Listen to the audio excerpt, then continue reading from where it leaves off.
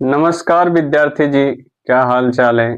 आशा करते होंगे आप अच्छे होंगे और अच्छे से तैयारी कर रहे होंगे। साल का अंतिम दौर चल रहा है और तैयारी भी आप अच्छे से कर रहे होंगे क्योंकि एग्जाम भी बहुत नज़दीक आ चुका है। इसी सिलसिला को देखते हुए जो है अभी तक हमने जो है ऑब्जेक्टिव टाइप क्वेश्चन देखा। अब जो है सब्जेक्टिव टाइप क्वेश्चन देखेंगे और चैप्टर से हम लिए हुए द्विघात समीकरण। चैप्टर है द्विघात समीकरण।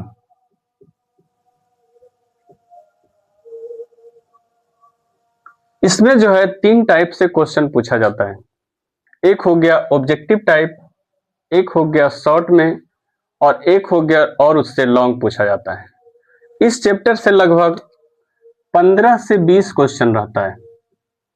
15 से 20 क्वेश्चन इस चैप्टर से पूछता है, इसलिए इस चैप्टर पर जो है बहुत अच्छे से फोकस करने की जरूरत है और उसके लिए जो है हम थ्योरी के साथ साथ जो है ऑब्जेक्टिव टाइप, सब्जेक्टिव टाइप हर तरह से क्वेश्चन देखेंगे। अब देखो यहाँ चैप्टर में है द्विघात समीकरण, हम शुरू कर रहे हैं। द्विघात समीकरण जो होता है, जिस बहुपद का घात अधिकतम 2, जिस बहुपद का अधिकतम घात 2 हो उससे हम द्विघात समीकरण कहते हैं। अधिकतम घात 2 होना चाहिए। इसका व्यापक रूप होता है, इसका पहचान तुम कैसे करोगे, इसके लिए ax² plus bx plus c बराबर 0 के फॉर्म में होता है। क्वेश्चन से एग्जाम्पल हम लेते हैं, जैसे x² प्लस 5x प्लस 6 बराबर 0। दूसरा लेते हैं x² माइनस 25 बराबर 0। इस फॉर्म के रूप में रहता है। पहचान कर लोगे, जिस बहुपद का घात 2 हो अधिकतम उसे हम द्विघात बहुपद कहते हैं।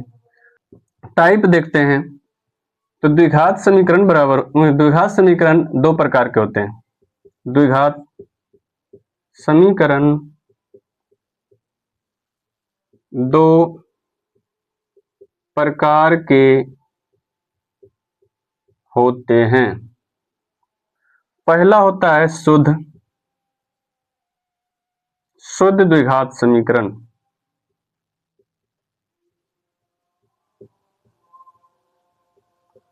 और दूसरा होता है अशुद्ध, या इसी को बोलते हैं मिश्रित द्विघात समीकरण।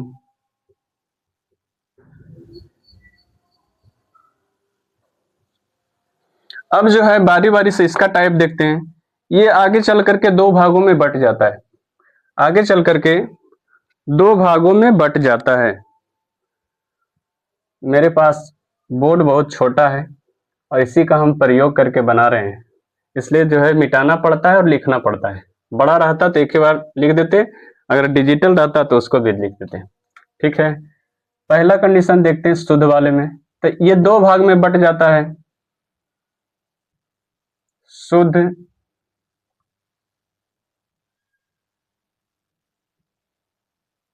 द्विघात समीकरण, ये 2 भाग में बट जाएगा। फर्स्ट जो है इसको हल करेंगे एक गुणनखंड विधि और एक वर्गमूल विधि से। एक गुणनखंड विधि और एक वर्गमूल विधि। वर्गमूल विधि से करेंगे और एक गुणनखंड विधि से करेंगे, विधि से हल करेंगे। ये 2 टाइप से देखेंगे। तो वर्गमूल के लिए इसका एग्जाम्पल लेते हैं x² माइनस 25 बराबर 0। ठीक है, यहां से इसको हल करेंगे तो x² बराबर हो जाएगा 25, x बराबर हो जाएगा, प्लस माइनस लगाएंगे, जैसे प्लस माइनस इस साइड होता है तो स्क्वायर जो है रूट में चला आएगा, रूट 25 प्लस माइनस ये हो जाएगा 5। एक हो गया प्लस में 5 और एक हो गया माइनस में 5। प्लस तो लिखा नहीं जाता है। ठीक है, अब इसका दूसरा कंडीशन भी कर सकते हो। x² माइनस 25 को लिख सकते हैं 5 का स्क्वायर बराबर 0। इसको a मानेंगे, इसको b मानेंगे, तो ये हो जाएगा a square minus B square. इसका फॉर्म होता है a plus B into A minus B बराबर ये 0। यहां से करेंगे तो x हो गया माइनस प्लस 5 हो गया, और इसके करेंगे तो x प्लस 5 हो माइनस 5 हो गया बराबर 0। x प्लस 5 बराबर 0 ले लो, और x माइनस 5 बराबर 0 ले लो। x बराबर प्लस में 5 और ये उस साइड जाएगा तो माइनस 5 हो जाएगा। ये इसका दोनों जो है ये वर्गमूल विधि से निकाल सकते हैं। ठीक है, अब जो है दूसरा देखेंगे गुणनखंड विधि। तो गुणनखंड विधि के लिए बोर्ड तो मेरे पास छोटा है, इसका प्रयोग करेंगे फिर मिटाना पड़ेगा। खैर कोई बात नहीं, आप लोग अरेंज कर लीजिएगा। अब हम देखते हैं गुणनखंड विधि का एग्जाम्पल। ये x square plus 5x plus 6 बराबर में 0, इस फॉर्म में रहता है गुणनखंड विधि से इसको हल करेंगे। तो इसको जो है दो भाग में तोड़ेंगे, दो भाग में तोड़ करके जो है इसको लिखना होगा बीच वाले को। तो इसके लिए क्या करना होगा कि फर्स्ट और लास्ट को गुना करना होगा, यानी पहला गुना तीसरा और जोड़ घटाव के दूसरा।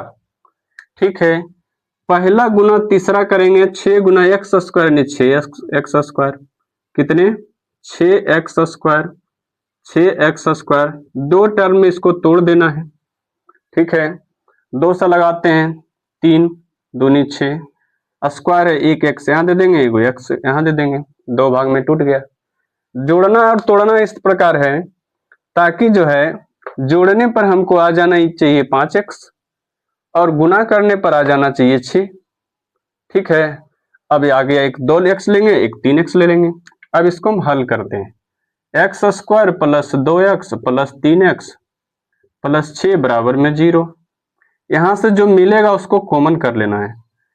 x प्लस 2, इसमें 3 कॉमन हो रहा है तो यहां से 3 निकाल दो बाहर। x प्लस 2 बराबर 0, एक x प्लस 3 बराबर 0 हो जाएगा और दूसरा हो जाएगा। एक कंडीशन देखो, इतना में समझ गया। ठीक है, हमको जो है ना ऑब्जेक्टिव क्वेश्चन जो हल करते हैं उसी पर ध्यान रह जाता है कि एक ही लाइन में बनाने का प्रयास करते हैं। ये एक स्टेप और हो जाएगा क्योंकि इस दोनों में जो कॉमन है उसको एक बार और बाहर कर लो। अब जो बचा उसको लिख दो बराबर 0। x प्लस 2 बराबर 0 एक बार कर दो और x प्लस 3 बराबर 0 कर दो। चिन्ह उस साइड भेज दो, x बराबर -2